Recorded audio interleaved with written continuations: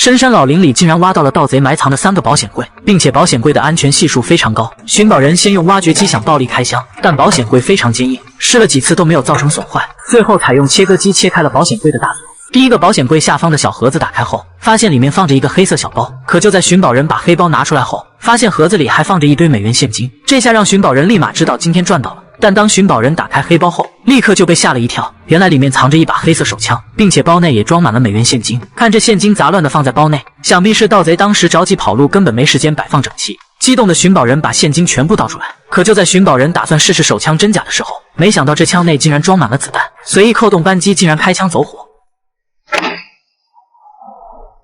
吓得寻宝人赶紧扔下了手枪，于是决定先把现金收起来，以便跑路。接着打开第2个保险柜，这次的发现让寻宝人简直不敢相信自己的眼睛。这次里面的美元都是嘎嘎新，并且依然存放着一把手枪。随便把美元往外一掏，寻宝人估计这些至少有100万美元。最后寻宝人不得不脱下外套把现金装进去。接下来打开第3个保险柜，可刚打开小盒子就把寻宝人吓了一跳。只见里面有几包黄色物品，难道保险柜的原主人还兼职着面粉生意不成？壮着胆子把包裹拿出来，一不小心手上真的沾到了白色面粉，这可把寻宝人吓得赶紧洗了洗手。接着就用大锤和撬棍打开保险柜的上层，但当打开上层门后，寻宝人却傻了眼。只见里面还有一个安全系数更高的小盒子，难道这里面还藏着比美元现金更贵重的物品吗？在费了9牛2虎之力后，终于打开了小盒子。本以为里面藏着金砖，没想到里面依然是美元现金。不同的是，这次现金全都整齐的成捆码放，并且旁边又还有一个小盒子。虽然小盒子上放着一把钥匙，但寻宝人非要使用撬棍暴力开箱。在撬开小盒子后，本以为里面藏着珠宝黄金，没想到只有一个非常小的牛皮小袋。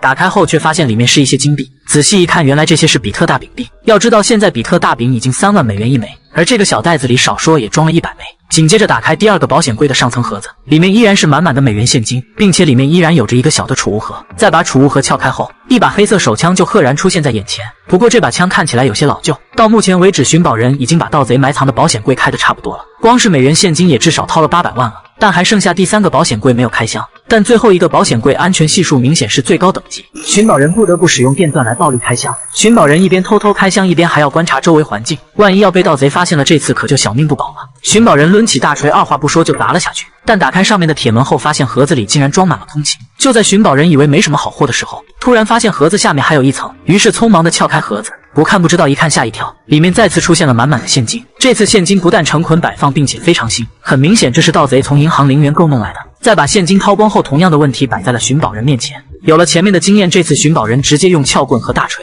再把小盒子撬开了一个小角后，一眼看过去，里面竟然是200元面值的现金。如果是真的，那这次寻宝人都收益将再次翻倍。等小盒子完全撬开后，寻宝人立刻把现金全部掏走。令人没想到的是，里面还有一把非常古老的钥匙。难道这把钥匙能够打开某个藏宝地点的神秘大门？并且盒子里还有一把看起来像是汽车钥匙。难道这附近地下还埋藏着一辆偷来的汽车不成？最后寻宝人决定把现金全部拿走，赶紧跑路，把保险柜再埋回原来位置，做到人不知鬼不觉。